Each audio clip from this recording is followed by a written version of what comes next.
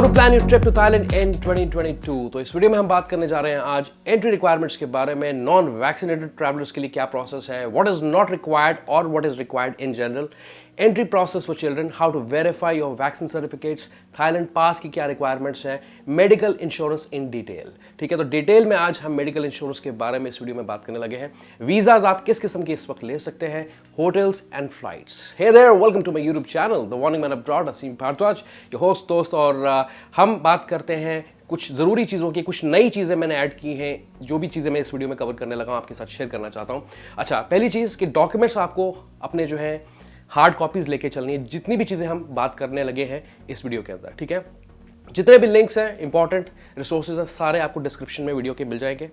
इसके ऊपर मैंने एक ब्लॉग लिखा है, मेरी एक वेबसाइट है www.thewanderingman.in, तो उस पर जाके आप पढ़ सकते हैं, चेकलिस्ट पूरी देख सकते हैं। ये जो वीडियो है थोड़ी सी लंबी आज हो सकती है, लेकिन please don't skip this video and watch this video till the end. बढ़ने से पहले आगे थोड़ा सा टाइम निकाल के चैनल को सब्सक्राइब जरूर करें and also like this video. तो चलिए बात करते हैं एंट्री रिक्वायरमेंट्स के बारे में। और यहाँ पे अगर मैं पहले एडल्ट्स की बात करूँ तो पहली चीज़ तो यह है कि फुली वैक्सीनेटेड होना ज़रूरी है। आपका थाईलैंड पास आपके पास होना ज़रूरी है। मेडिकल कवरेज आपके पास $10,000 की मिनिमम होनी चाहिए। फ्लाइट बुकिंग्स आपके पास होनी चाहिए, होटल रिजर्वेशंस होनी चाहिए।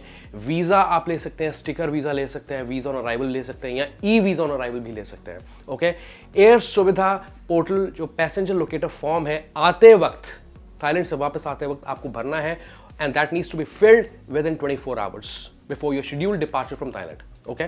फिर अगर मैं देखूं सिंगापुर के केस में बात करूं तो उनको एक एसजी अराइवल कार्ड भरना पड़ता है। हालांकि आई थिंक जो वहाँ के सिटीजन्स हैं उन्हें भरने की जरूरत नहीं रहती है अगर वो वापस सिंगापुर में एंटर कर रहे हैं, बट मलेशिया के केस में हो सकता है कि आपको माई सेज तेरा ऐप में रजिस्ट्रेशन अपनी करनी पड़े। एनीवेज, इसके ऊपर एंट्री रिक्वायरमेंट्स मैंने सेपरेट वीडियो बनाई है, आप उसे ज़रूर जाके रेफर करें। अब मैं थोड़ी बात करता हूँ जो नॉन वैक्सीनेटेड ट्रैवलर्स हैं। पहली चीज़, प्री डिपार्चर टेस्ट उन्हें ज़रूर लगाना है, और मैं समझता हूँ कि किसी के लिए मुश्किल नहीं है आज की डेट में। थाईलैंड पास आपको भरना पड़ेगा, मेडिकल कवरेज आपके पास $10,000 की मिनिमम होनी चाहिए, फ्लाइट बुकिंग्स आपके पास होनी चाहिए, होटल बुकिंग्स होनी चाहिए, वीज़ा आपको चाहिए, sticker visa, visa on arrival या ई वीज़ा ऑन अराइवल। ठीक है, and get the certificate from doctor for the reasons that you can't be vaccinated for. आगे मैं क्या बात करना चाहता हूँ RT-PCR टेस्ट के बारे में, क्योंकि वो आपको करवाना पड़ेगा, 72 घंटे की उसकी वैलिडिटी होती है। यहाँ पे आपको चैलेंज ये आ सकता है कि आपका टाइम मिसमैच कर सकता है थाईलैंड पास को भरते वक्त। ठीक है, क्योंकि क्या है कि आप यहाँ पे देखें, दो चीज़ें हैं। पहली चीज़ है सैंपल कलेक्शन डेट, और दूसरा है जब आपको रिपोर्ट मिलेगी, जिस डेट को आपको रिपोर्ट मिलेगी। यूजुअली 12 घंटे में रिपोर्ट मिलती है, नेक्स्ट डे शाम को 5-6 बजे आपको रिपोर्ट मिल जाती है, right. What matters is the sample collection date. उसको सामने रखते हुए आपने आगे थाईलैंड पास को भरना, ताकि आपकी जो RT-PCR रिपोर्ट है वो एक्सपायर ना करे जब आप थाईलैंड में पहुंचे। तो ये बहुत इंपॉर्टेंट है। उसके लिए आप क्या कर सकते हैं, कुछ एक्सप्रेस सर्विसेज होती हैं, आजकल कुछ भी मुश्किल नहीं है, तो RT-PCR टेस्ट आप करवा सकते हैं।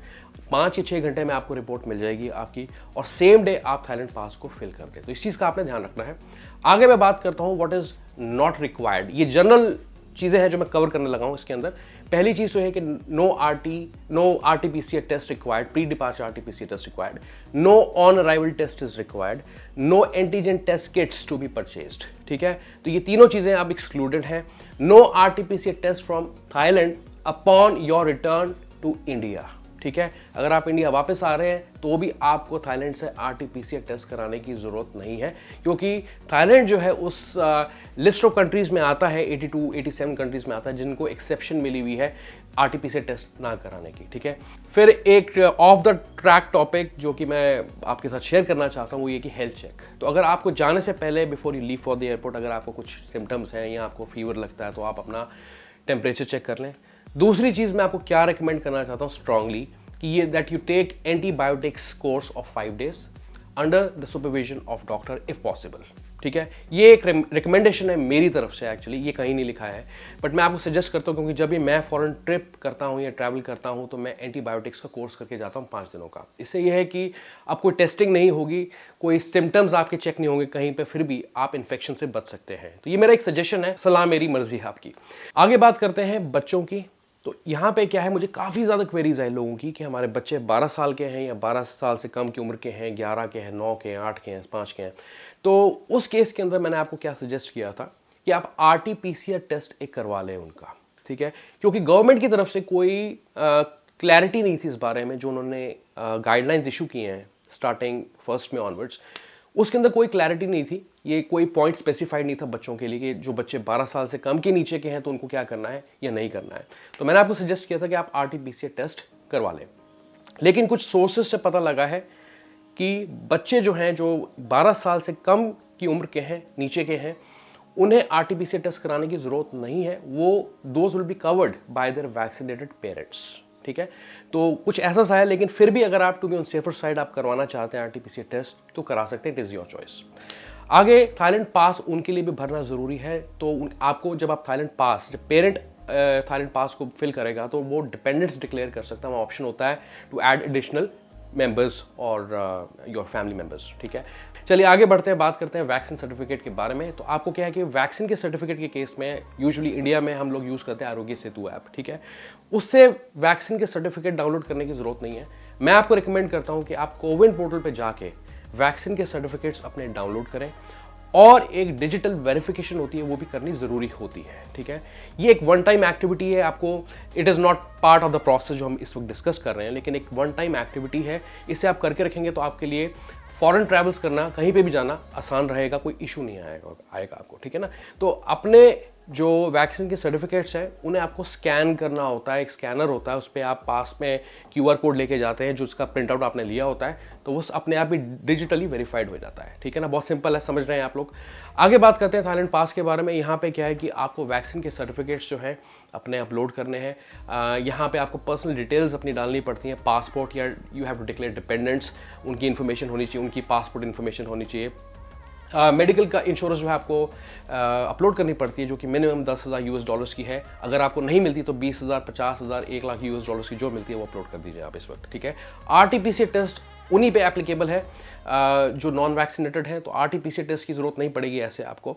अब मैं आगे बात करता हूँ थोड़ा सा हाँ फ़्लाइट डिटेल्स के बारे में, कि फ़्लाइट डिटेल्स जो हैं वो भी आपको ऐड करनी है। होटल्स जो हैं आप बाद में बुक कर सकते हैं, ये मैं एक्चुअली बात करना चाहता हूँ कि होटल्स जो हैं आप बाद में बुक कर सकते हैं, लेकिन इसका मतलब ये नहीं है कि आप इमिग्रेशन पर पहुँच के वहाँ जाके होटल्स बुक करें। चलने से पहले आप अपने होटल्स बुक करें, और कंफर्म बुकिंग्स आपके पास होनी ज़रूरी है इस वक्त, इस टाइम, ठीक है। वो ज़माने गए जब हम बिना सोचे समझे उठ के कहीं ना कहीं चले जाते थे। तो होटल बुकिंग ज़रूर करके जाएं कंफर्म्ड। जो एप्लीकेशन का ETA है कंप्लीट करने का, मतलब कि आपको एक एप्लीकेशन को फिल करने में 20 मिनट लगभग लगेंगे, और अगर QR कोड आता है आपका तो उसके अंदर वो 5 या 6 घंटे के अंदर आपको डिलीवर हो जाता है। काफ़ी अच्छा रिस्पांस लोगों की तरफ से, पॉजिटिव रिस्पांस मिल रहा है मुझे सुनने को कि उनका QR कोड 2-3 घंटे में आ गया या विदिन 6 आवर्स आ गया, ठीक है। तो कोई इशू नहीं आएगा आपको वहाँ पे। अब यहाँ पे कोई भी अगर आपको एरर आता है थाईलैंड पास को फिल करने में, मतलब कि एरर एज इन पेज नहीं लोड कर रहा है, या कोई चीज़ स्टक कर रही है, या स्लो है पेज, कुछ भी है, तो try opening the same link in the private browsing mode. ये मेरी तरफ से एक टिप है, सजेशन है, तो आप इसे ज़रूर ध्यान में रखें, ओके। इसके ऊपर मैंने एक सेपरेट वीडियो बनाई है थाईलैंड पास पे, तो आप वो भी जाके देख सकते हैं। इसके अलावा हम आगे बात करते हैं मेडिकल इंश्योरेंस के बारे में। ये एक बहुत इंपॉर्टेंट और फेवरेट सब्जेक्ट है सबके लिए। और यहाँ पे क्या है, जो एक इशू आ रहा है, जो मुझे पता लग रहा है कि 14 दिनों का वेटिंग पीरियड है कुछ मेडिकल इंश्योरेंस पैकेजेस के अंदर या प्लान्स के अंदर। तो इसका मतलब ये होता है, मैं आपको बता दूँ कि अगर आपने आज अपनी मेडिकल इंश्योरेंस बुक की है तो 14 दिनों के बाद वो एक्टिवेट होगी या इफेक्ट में आएगी, ओके। तो ये एक कंसर्न है बहुत बड़ा। मान लीजिए अगर आप कल जा रहे हैं, आपने आज मेडिकल इंश्योरेंस ली थाईलैंड पास के लिए, आप उसे खरीदते हैं, उसको उसकी डिटेल्स हैं, अपना ट्रैवल पीरियड उसमें डाल देते हैं जो आपका है थाईलैंड पास के अंदर, तो वो जो आपकी जो इंश्योरेंस है वो वेस्ट ही जाएगी अगर आप 14-15 दिनों के लिए जा रहे हैं, क्योंकि वेटिंग पीरियड ही 14-15 दिनों का होगा। तो उस केस के अंदर क्या करना चाहिए आपको कि आप 14-15 दिन पहले ही अपनी इंश्योरेंस को बुक कर लें।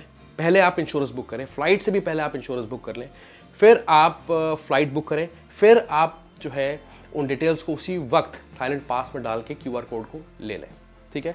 ये आपको करना चाहिए ताकि जब 15 दिन के बाद आप ट्रैवल करते हैं तो आपकी जो मेडिकल इंश्योरेंस है तब तक वो इफेक्टिव हो जाएं या एक्टिवेट हो जाएं, ये कह सकते हैं, राइट। तो ये है एक चीज़ जो मैं आपके साथ शेयर करना चाहता हूँ। अब दूसरी चीज़, मैं आपको कुछ ज़रूरी चीज़ें बात करता हूँ। अगर आपकी मेडिकल इंश्योरेंस में 14 डेज़ का वेटिंग पीरियड है तो आपको RT-PCR टेस्ट करा के ही थाईलैंड जाना है। अगर आप जल्दी जा रहे हैं, मान लीजिए आपकी 14 दिन के बाद जो है इंश्योरेंस शुरू हो रही है, तो आप RT-PCR टेस्ट जो है पहले करा के चलें उस केस के अंदर। तो आप RT-PCR टेस्ट भी अपलोड कर सकते हैं थाईलैंड पास में, राइट। चलिए आगे मैं बात करना चाहता हूँ कि अगर आपको कोई फिर भी समझ में नहीं आते प्लान्स, तो बेटर है कि आप लोकल इंश्योरेंस भी इंडिया से लेके चल सकते हैं। वो आप अपलोड करेंगे, होपफुली वो भी आपकी अप्रूव हो जाएगी थाईलैंड पास के थ्रू। फिर प्लीज़ मेक श्योर कि जो आप इंश्योरेंस लेने लगे हैं, डोमेस्टिक इंश्योरेंस इंडिया से लेने लगे हैं, ठीक है, थाईलैंड की लोकल इंश्योरेंस की बात नहीं कर रहा है, इंडिया से जो लेने लगे हैं, या पाकिस्तान, बांग्लादेश, सिंगापुर, मलेशिया से आप लेते हैं, तो वो इंटरनेशनल ट्रैवल इंश्योरेंस हो जो कोविड के एक्सपेंसेस कवर करती है। ये ज़रूर इस बात का ध्यान रखना। पॉलिसी स्टार्ट डेट क्या है, उनकी वेटिंग पीरियड तो कोई नहीं है। यूजुअली जितनी भी आप इंडिया से लेते हैं इंश्योरेंसेस, उनके कोई वेटिंग पीरियड नहीं होते हैं, वो उसी दिन स्टार्ट होते हैं जब आप ट्रैवल करते हैं, आपका जो ट्रैवल डेट होता है। एक और इंपॉर्टेंट चीज़ कि जितने भी प्लान्स होते हैं, इंश्योरेंस प्लान्स होते हैं, ये तब इफेक्ट में आते हैं जब आप इमिग्रेशन को क्लियर कर लेते हैं। मतलब आप थाईलैंड गए, अगर आप एयरपोर्ट पे पहुंच गए, इमिग्रेशन अभी आपका नहीं हुआ, तो आपकी पॉलिसी जो है आप पे एप्लीकेबल नहीं है। इस चीज़ का ध्यान रखें। जब आप इमिग्रेशन क्लियर कर लेंगे, उसके बाद आपका जो ट्रैवल इंश्योरेंस है वो एप्लीकेबल होता है आप पे, ठीक है। और मैं आपको सजेस्ट ये भी करूंगा कि आप जो इंश्योरेंस पॉलिसी है वो एक्स्ट्रा 10 दिनों की लेके चलें, या 15 दिन या 30 दिन की ले लें स्टेट, तो ज़्यादा अच्छी बात है। और अगर आप वहाँ पहुँच जाते हैं थाईलैंड में, या आप कहीं पे भी किसी कंट्री में जाते हैं, वहाँ जाके आप इंश्योरेंस नहीं खरीद सकते। ये भी एक इंपॉर्टेंट पॉइंट है।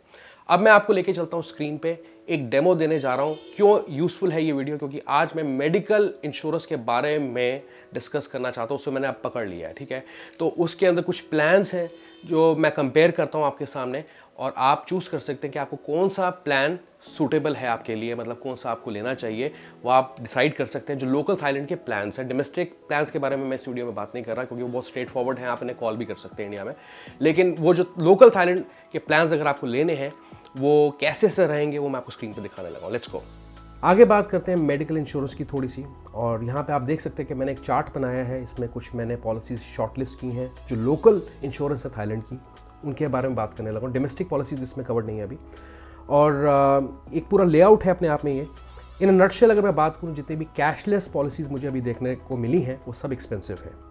एनीवेज, यहाँ पे आप देख सकते हैं पॉलिसी का नाम, कॉस्ट क्या पड़ेगी थाई बाट में आपको, उसकी वैलिडिटी पीरियड क्या है, उसका कैशलेस है या नहीं है, US डॉलर्स में क्या कवरेज है, कोविड के एक्सपेंसेस कवर करती है या नहीं करती, एज लिमिट क्या है, वेटिंग पीरियड 14 दिनों का है या नहीं है, उसके बेसिस पर RT-PCR टेस्ट कराना है या नहीं कराना है, और रिमार्क्स मेरे जनरल क्या है। तो चलिए कुछ प्लान्स देखते हैं जो मैंने शॉर्टलिस्ट करके रखे हैं यहाँ पे, और ग्रीन में हाईलाइट करके रखे हैं आप लोगों के लिए, ठीक है। वैसे ये जो चार्ट है ये पूरा मैं आपके साथ शेयर करने लगा हूँ अपने कम्युनिटी पोस्ट के थ्रू, तो वहाँ जाके आप इसे रीड कर सकते हैं। पर for the sake of demo यहाँ पे मैंने चूज़ किया है एक्सा से हाई प्लान। इनका पॉलिसी ये 1100 थाई बाट की है, जो कि आपको कन्वर्ट करके पड़ेगी INR में कुछ 2400-2500 रुपये की। 15 डेज़ की वैलिडिटी मिलती है आपको यहाँ पे। अच्छा, कैशलेस ये नहीं है, लेकिन इसमें अच्छी बात यह है कि इनके हॉस्पिटल्स के साथ कॉन्ट्रैक्ट्स हैं, ठीक है। तो यहाँ पे एडवांस पेमेंट करने की आपको ज़रूरत नहीं पड़ेगी, जो इस केस में पॉलिसी जो है एडवांस पेमेंट कर सकती है आपके बिहाफ पे। और कोई एडिशनल टेस्ट आते हैं, खर्चे आते हैं, वो सब इसमें कवर्ड होंगे। वैसे ये कैशलेस नहीं है, ठीक है। इसका कवरेज आपको मिलता है 23,369 इन US डॉलर्स। कोविड के एक्सपेंसेस कवर करती है, एज लिमिट है 75, वेटिंग पीरियड कोई नहीं है, आप देख सकते हैं। और इसके एडवांटेजेस मैंने आपको ऑलरेडी बता दी हैं। दूसरा जो मैं रिकमेंड करता हूँ, जो कि एक्सपेंसिव भी है लेकिन बहुत अच्छी है, अब तक की सबसे अच्छी इंश्योरेंस पॉलिसी मुझे ये लगी है, ल्यूमा हेल्थ। ये इसकी कॉस्ट है 2799 थाई बाट। 30 डेज़ की वैलिडिटी है इसकी, कैशलेस है ये, सबसे बड़ी बात तो ये है। 20,000 US डॉलर्स का कवरेज देती है ये आपको, कोविड के एक्सपेंसेस कवर करती है, एज लिमिट है 75, वेटिंग पीरियड कोई नहीं है इसके केस के अंदर, लेकिन ये एक्सपेंसिव बहुत ज़्यादा है। फिर जो कुछ पॉलिसीज़ हैं जो लिस्टेड हैं थाईलैंड पास के अंदर, जैसे कि FWD। अब इसमें क्या है, ये एक अच्छा एग्जांपल है। कॉस्ट है पॉलिसी की 650 थाई बाट। 30 डेज़ की वैलिडिटी है इसकी, कैशलेस ये नहीं है, डिसएडवांटेज यहाँ पे ये है। कवरेज जो इसका 20,000 US डॉलर्स के आसपास का है, कोविड के एक्सपेंसेस कवर करती है, 85 ईयर्स का एज लिमिट है, लेकिन इसमें 14 दिनों का वेटिंग पीरियड है, ओके। तो इसका मतलब ये हुआ कि इस पॉलिसी को लेने से पहले आपको इस पॉलिसी को ख़रीदना चाहिए चलने से पहले, मतलब कि 14-15 दिन से पहले आपको ले लेनी चाहिए पॉलिसी, उसके बाद आप थाईलैंड पास को अप्लाई करें। यहाँ पे अगर आप ऐसा नहीं करते हैं, मान लीजिए अगर आपने कल जाना और आज पॉलिसी लेते हैं, थाईलैंड पास को अप्लाई करते हैं, अप्रूवल भी आ जाता है, तो आपको बेटर ये रहेगा कि आप RT-PCR टेस्ट करवा लें एक, और वो आप थाई पास पे अपलोड कर दें। वैसे ये सस्ती है, लेकिन जैसे मैंने आपको बताया, जो मैं रिकमेंड करता हूँ आपको, वो एक्सा से हाई करता हूँ या मैं ल्यूमा हेल्थ आपको कर सकता हूँ, ठीक है। तो इस चार्ट को मैं आपके साथ शेयर कर दूंगा। आगे बात करते हैं वीज़ाज़ की, और जो वीज़ा आप इस वक्त ले सकते हैं, सिंगल एंट्री स्टिकर वीज़ा ले सकते हैं। पहला जो टाइप है वीज़ा का, इसकी कॉस्ट होती है 2500 रुपये INR के अंदर, इंडियन रुपीज़ के अंदर। और कंट्रीज़ में कैसी रहती है आप उस हिसाब से चेक कर सकते हैं। और इसकी वैलिडिटी होती है मैक्सिमम 60 डेज़ की, मतलब कि 60 दिन से ऊपर आपका स्टे पीरियड एक्सीड नहीं होना चाहिए। तो 2 महीने आपको यहाँ पे स्टेट मिल जाते हैं, आप बेनिफिट है आपको यहाँ पे, और सस्ता भी है। इसकी जो रिक्वायरमेंट्स होती हैं, इसके अंदर 2 फोटोज़ आपकी लगती हैं, 3x5 और 4x5 सेंटीमीटर्स की होती हैं ये।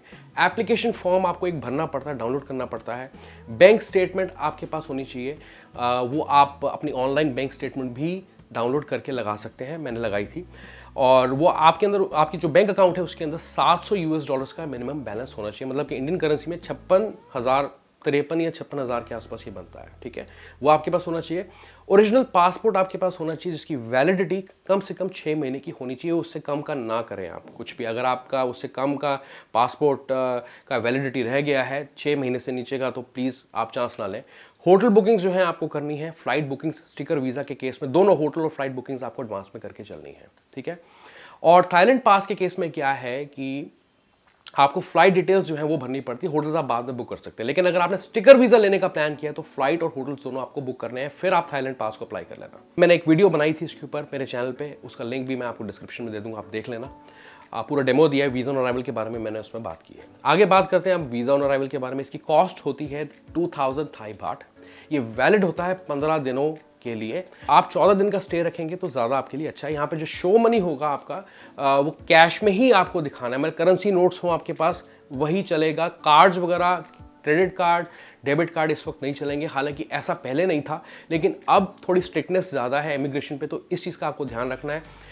जो भी आप डॉक्यूमेंट्स कैरी करेंगे उनमें से है आपका एक थाईलैंड पास, QR code, return flight phase आपके पास होने चाहिए, पासपोर्ट आपका ओरिजिनल, ऑफ कोर्स वो तो चाहिए, स्टैंपिंग उसी पे होगी, 6 महीने की वैलिडिटी होनी चाहिए उसकी।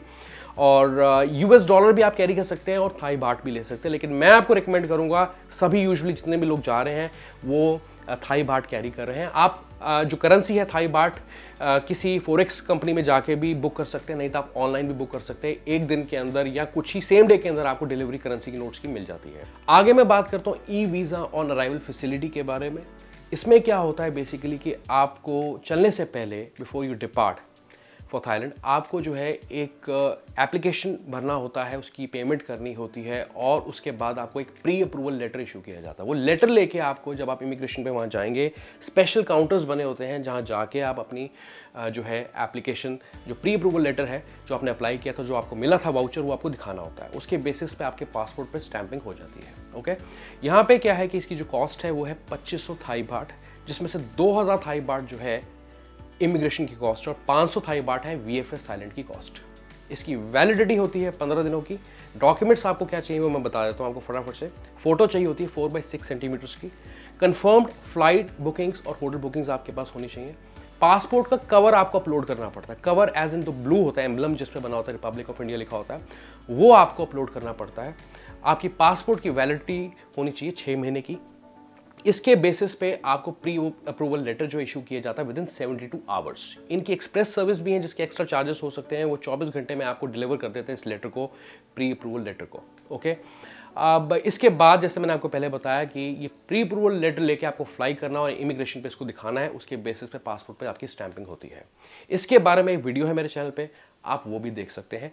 ये लिमिटेड कंट्रीज़ के लिए है बेसिकली एप्लीकेबल, जैसे कि इसमें पाकिस्तान का नाम नहीं है, बांग्लादेश का नहीं है, सिर्फ इंडिया, चाइना और भूटान के पास ये फैसिलिटी है। और भी कुछ कंट्रीज़ हैं उनकी भी है, जैसे सऊदी अरेबिया हो गया, लेकिन इस रीजन के अंदर इंडिया, चाइना और भूटान के पास ये फैसिलिटी है लेने की। आगे थोड़ी सी बात करता हूँ मैं होटल्स की, और होटल के केस में क्या है कि ज़्यादा एक्सटेंसिवली बात करने की ज़रूरत नहीं है।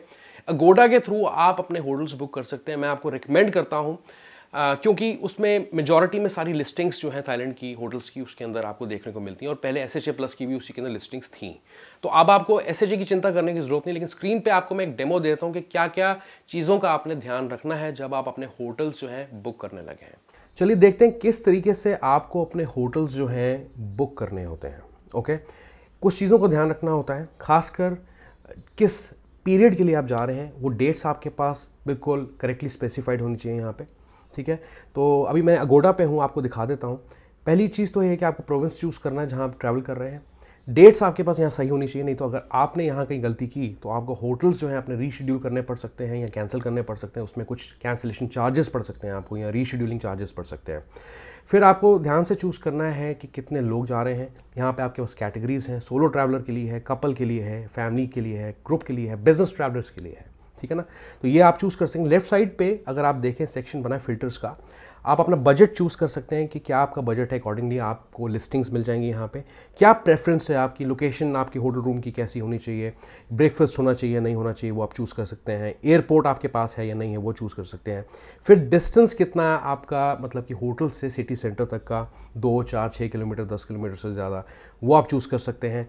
जो नेबरहुड में कौन सी घूमने की या साइट सीइंग की जगहें हैं, क्या कर सकते हैं एक्टिविटीज़, वो आपके पास प्रेफरेंस आती है यहाँ पे। अकॉर्डिंगली इसके बाद आप करते हैं सर्च करने के बाद क्या होता है कि ये होटल की लिस्टिंग्स आती हैं, हम देख रहे हैं। तो इसमें मैं जैसे कि सेकेंड वाला चूज़ कर लेता हूँ एक। ठीक है, मुझे ये पसंद है, मान लीजिए यहाँ पे मुझे पहले ऊपर दोबारा से कंफर्म करना है कि मैंने डेट्स अपनी सही डाली हैं या नहीं डाली हैं, मैंने प्रेफरेंस क्या ली है, सोलो ट्रैवल के लिए है या ग्रुप के लिए। क्योंकि अगर आप ग्रुप की लेंगे या आप कपल के लेके बैठ जाएंगे और आप जा रहे हैं सोलो ट्रैवल पे, तो उस केस में आपको एक्सपेंसिव पड़ जाएगा, राइट। यहाँ पे अगर आप नीचे देखें तो आपको क्या फैसिलिटीज़ मिलती हैं वो आप देख सकते हैं। SHA प्लस के बारे में चिंता करने की अब ज़रूरत नहीं है, लेट इट बी। बाकी आप देख सकते हैं कि क्या फैसिलिटीज़ मिलती हैं आपको यहाँ पे, और इसके बाद नीचे आपको लिस्टिंग आती है जितनी भी इनकी रूम की कैटेगरीज हैं। तो उससे आप ज़रूर देखें, उस हिसाब से अपना बुक करें, और ये ज़रूर ध्यान रखें कि ब्रेकफास्ट वगैरह इंक्लूडेड है या नहीं है। बस ये छोटी सी चीज़ें थी जो मैं आपको बताना चाहता था। आगे मैं थोड़ी बात करता हूँ फ़्लाइट्स की, और फ़्लाइट्स एक डिबेटेबल टॉपिक है इस वक्त, एक बहुत बड़ा वास्ट टॉपिक है। तो अगर मैं ज़्यादा से स्ट्रेच करूँगा तो वीडियो लंबी हो सकती है, लेकिन काफ़ी लोग जो हैं फीडबैक दे रहे हैं एयरलाइंस के बारे में कि फ़्लाइट्स कैंसिल हो रही हैं या रीशेड्यूल हो रही हैं, और काफ़ी टाइम लग रहा है। मतलब 4 साढ़े 4 घंटे की फ़्लाइट उनकी 12, 13, 16 घंटे की जा रही है। This is really bad. लेकिन ये चीज़ें, मेरा मैसेज यही है कि अभी जो है ट्रैवल शुरू हुआ है दोबारा से, और अभी इन चीज़ों को ठीक होते होते थोड़ा टाइम लगेगा ज़रूर। ठीक है, किसी भी एयरलाइन से आपको किसी भी किस्म का इशू आ सकता है। मैं आपको एडवाइस करता हूं कि अगर आप थाईलैंड जा रहे हैं और आप मेडिकल इंश्योरेंस ले रहे हैं वहाँ की लोकल, तो आप इंडिया से ज़रूर उस केस के अंदर एक इंश्योरेंस लें। 500-600 रुपये की मिल जाती है, जो आपके फ़्लाइट की कैंसिलेशन चार्जेस वगैरह जो है कवर करती है, या आपके रिम्बर्समेंट आपको करती है फ़्लाइट्स के फेयर्स का। तो अगर आप वो लें तो अच्छी बात है, to be on the safer side. बाकी जो फ़्लाइट्स इस वक्त चल रही हैं अवेलेबल हैं वो Thai Airways, Thai Smile, IndiGo, GoAir, AirAsia, SpiceJet, Vistara, Air India. Okay, ये इंडिया से फ़्लाइट्स आप ले सकते हैं। वैसे अगर आप इंटरनेशनली ट्रैवल कर रहे हैं, कहीं और से कर रहे हैं, सिंगापुर एयरलाइंस है बहुत इजीली अवेलेबल, एमिरेट्स जो है वो भी फ्लाई कर रहा है थाईलैंड, फुकेट वगैरह फ़्लाइट्स हैं, बैंकॉक की फ़्लाइट्स हैं, वो भी आप कंसिडर कर सकते हैं। और यहाँ पे अभी जो है मैं आपको ये रिकमेंड करता हूँ कि डोमेस्टिक कैरियर्स से ज़्यादा आप दें थाई एयरवेज को और सिंगापुर एयरलाइंस को, अगर अवेलेबल है उसकी फ़्लाइट्स, या विस्तारा को। डोमेस्टिक मतलब सेक्टर की अगर मैं बात करूँ तो Vistara, you can also choose Vistara, तो वो आप देख सकते हैं। बाकी जो ट्रांजिट पीरियड है बैंकॉक एयरपोर्ट पे, जिन लोगों को थाईलैंड में नहीं रुकना और आगे जाना है, तो उनके बारे में मैं थोड़ी सी बात करना चाहता हूँ कि ट्रांजिट पीरियड एयरपोर्ट पे 24 घंटे का होता है। तो जब भी अपनी फ़्लाइट्स आप बुक करने लगे वाया बैंकॉक, वो 15-16 घंटे तक की आपको मिल जाए मैक्सिमम, तो अच्छी बात है। और उस केस के अंदर आपको कोई भी इमिग्रेशन क्लियर करना नहीं पड़ता है, क्योंकि अगर आप इमिग्रेशन क्लियर करेंगे तो जो रूल्स, एंट्री नॉर्म्स हैं उनके आपके ऊपर एप्लीकेबल हो जाएंगे। तो अगर आपका ट्रांजिट टाइम 5-6 घंटे का है, 16 घंटे का, it's fine, as long as you staying in the transit hall. कोई भी चीज़ आपको यहाँ ट्रांजिट वीज़ा लेने की ज़रूरत नहीं है। Let me make that very clear to you. Okay, तो ये थी थोड़ी सी फ़्लाइट्स के बारे में बात। और ये वीडियो आपको कैसी लगी ज़रूर बताएं। Give this video a thumbs up and also subscribe to my YouTube channel the warning man abroad. मिलता हूँ आपको अगली वीडियो में। अपना बहुत बहुत अच्छे से ख्याल रखें।